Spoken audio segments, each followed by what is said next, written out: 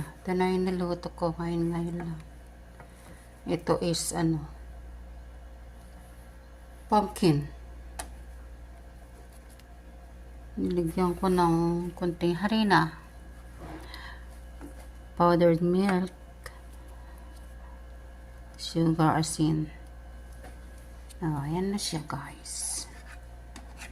Masarap ito.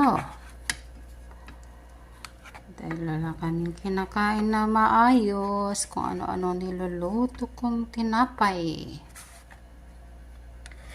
Kaming nauulam na maayos. Nagluluto-luto ako ng kahit na pumpkin ito. Kita nyo naman.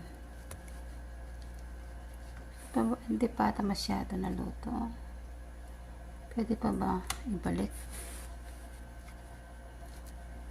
Tingin nga. Kulang pa ata. Tikman ko nga. Hindi naman pala nakukuha. Tingnan ko nga.